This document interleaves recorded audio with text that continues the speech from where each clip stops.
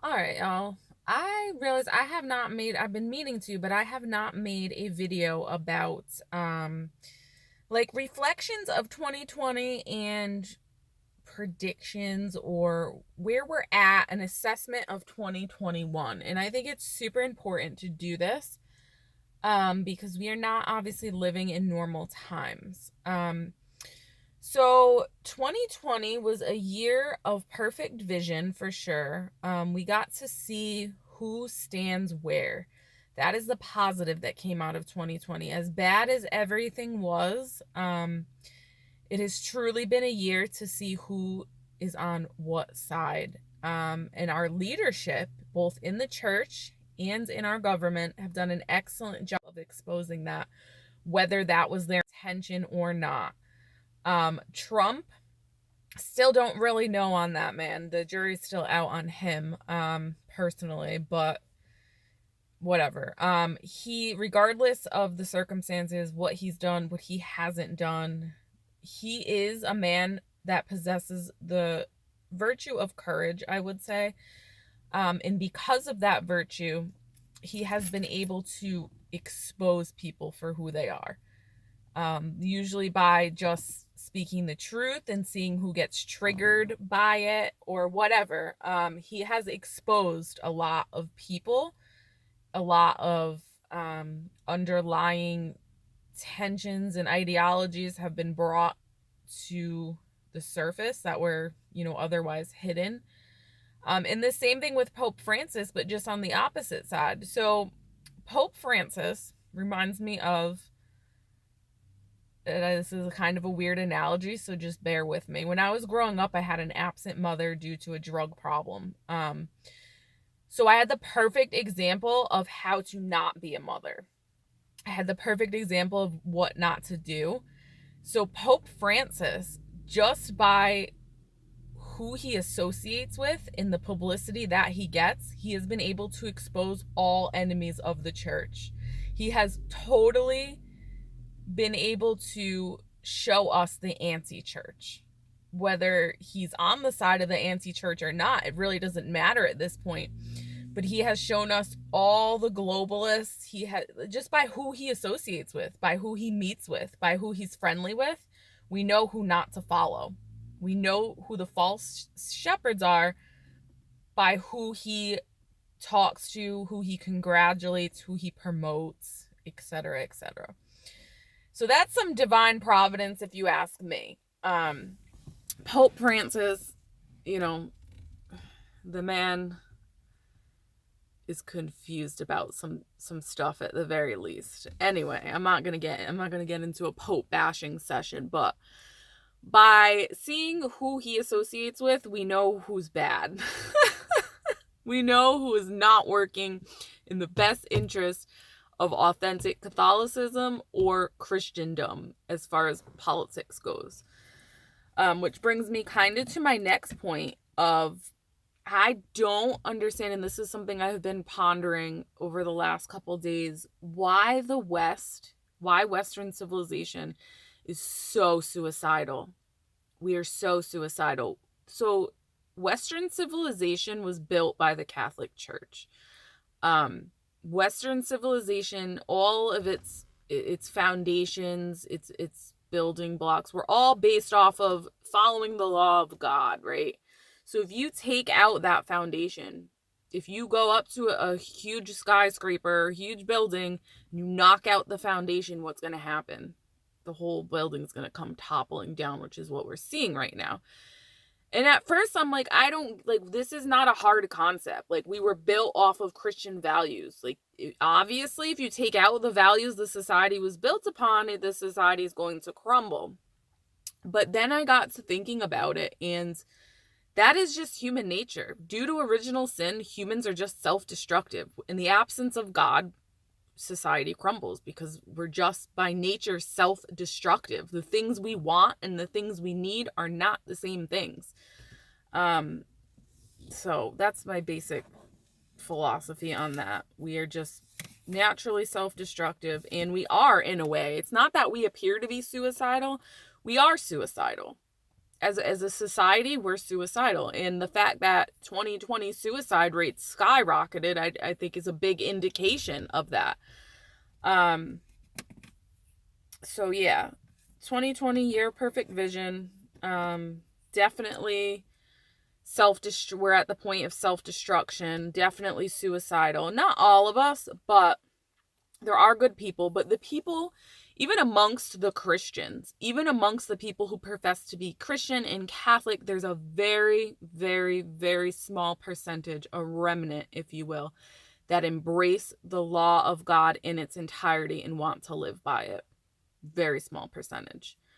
So it's going to get very tough for us. It's going to get very tough for us. What we're going to continue to see are attacks on dignity. But the more we bow down, the more we take the fruit of Satan, the more our dignity, human dignity will come under attack. For example, this goes back to the garden, right? So what happened as soon as Eve took that fruit and ate the fruit? She gave it to Adam, and their eyes were opened and they knew they were naked. So when God called out to them, what were they doing? They were hiding because they were ashamed. So the result of listening to Satan was that they lost their human dignity. They were ashamed of themselves. They knew they were naked. They were embarrassed. And God, in all his mercy, what does he do? He makes them clothes. So when you follow Satan, you lose your human dignity. Even though he's offering something that seems like it's good, it would be good for you, or it seems like, it would increase your dignity and put you at a higher level. It's a trap. That's why they call it the snares of the devil, right? Like, that little piece of cheese looks good, except you're going to end up with a giant trap around your leg or whatever. If you're a mouse, I don't know how mouse traps work. I guess probably not around its leg, but whatever. You get the point. It's a snare. It's a trap. And that's exactly what we see playing out in politics, especially with the mass mental illness of the gender confusion that is a complete diabolical attack on human dignity. You take Satan's fruit of tolerance, but really what it is putting the cult of naturalism and humanism as God. It's idol worship. You take that fruit, you eat it, the result is a loss of human dignity. So now you see opening up the 117th congressional session with prayers that end in amen and a woman. And if you want to hear me flip out about that and rant, go watch my last video.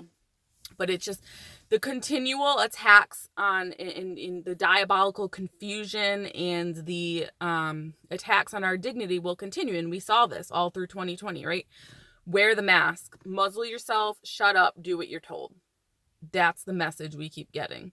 If you don't take the vaccine, you're a bad person. If you don't agree with Black Lives Matter, you get canceled because you're a bad person, because you're white and that means you're racist.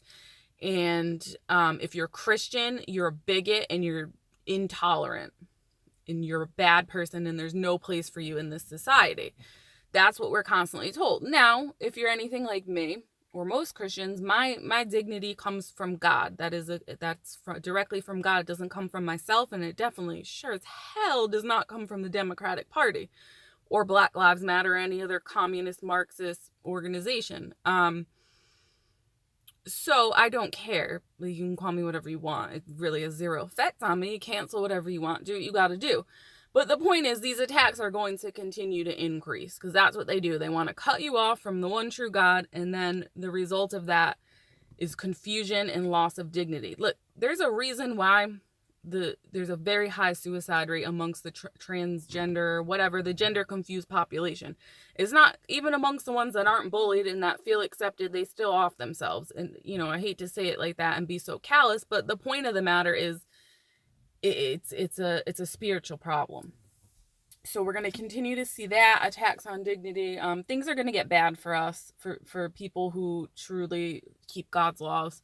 Things are definitely going to get bad for us. We shouldn't be scared about it. The world itself, in and of itself, is going to get bad. I would say we're on like a 3 to 5 year plan for war. That's just my personal opinion. It doesn't come from anything other than just my own personal opinions. Like serious war, maybe a world war, maybe war with China, who knows. So yeah, lots to look forward to in 2021. Expect the attacks to continue. It's not going to get better. Best thing you could do is stay close to God, stay in a state of grace, be prepared. What else can you do? Be physically prepared, but more importantly, be spiritually prepared.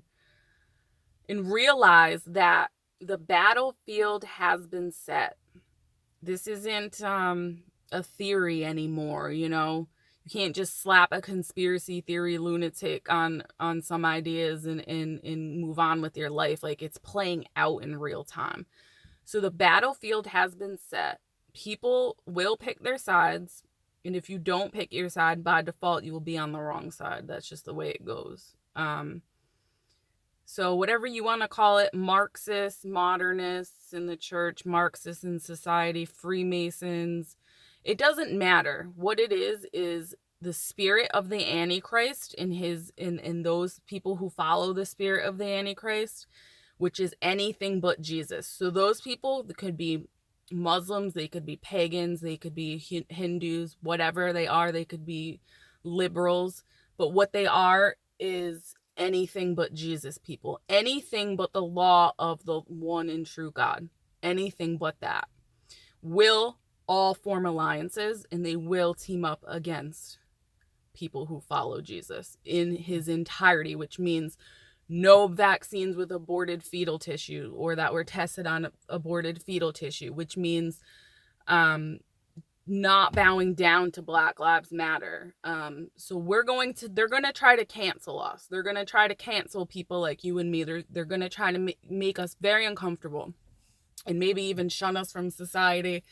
Whatever they're going to do, it doesn't matter, because here's what matters. Eternity is what matters. And this human life is very short. It's a blink of an eye compared to eternity. So don't bow down.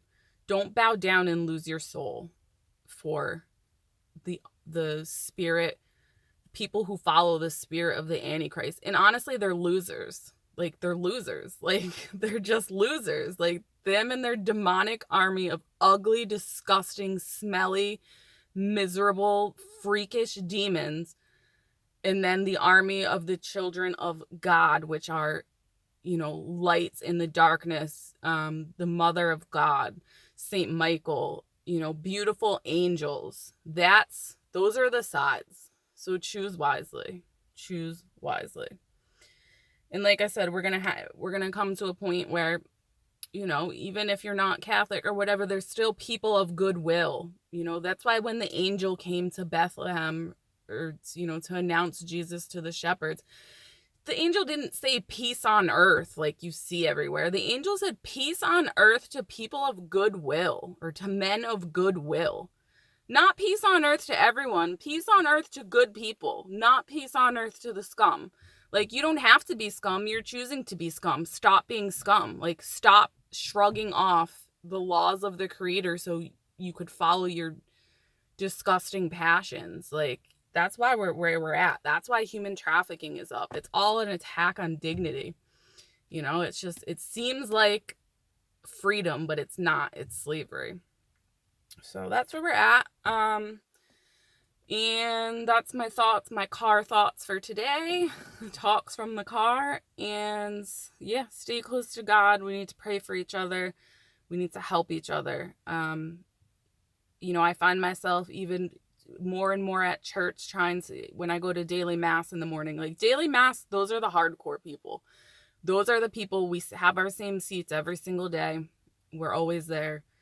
We know each other kind of by default, not that we talk or anything like that, but I find myself more and more now after mass, saying hi to people. Or I took my kids to a birthday party this weekend, and one of the ladies that attends morning mass also has her kids in the same school, so she was at the party, and I found myself trying to make friends with her, because listen, you were going to need like-minded people, hardcore like-minded people that are not going to bow down either.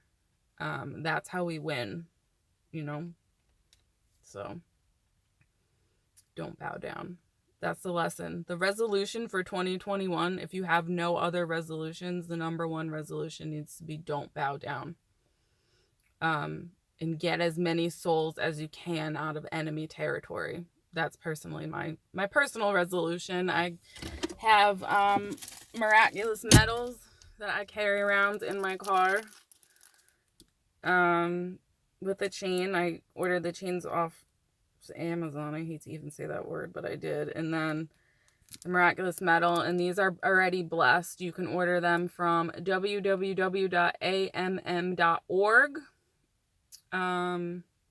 Association of the Miraculous Medal, and they're totally free. You just, if you want to make a donation or whatever. But I ordered like 50 of them, and my goal is to give them out to the homeless population, because we have a big homeless population. It seems to be growing here in Myrtle Beach where I live. So that's what I'm doing. St. Maximilian Kolbe called these his silver bullets. And the idea is if you give them to someone and then pray to the Holy Mother for that person. So I always try to ask the homeless people their names, and I'll say a prayer, I'll say a Hail Mary for them. The idea is at the right opportunity, they will be given graces to hopefully, convert and follow the Holy Mother. And that's how we win, right? So as many souls as we can out of enemy territory. And we do that by fasting. We do that by prayer and sacrifice. And also by trying to talk to people as much as we can about religion, about the truth, because there has to be a physical aspect of it too. And for me, that's always the hardest part, because I feel like a salesperson or something like that. But just find little opportunities to speak the truth. That's all. You don't have to beat anyone over the head with the gospel. I mean, if they ask, that's one thing, but find little opportunities to share the truth and get souls out of enemy territory. And don't bow down. All right, Joan of Arc Media out.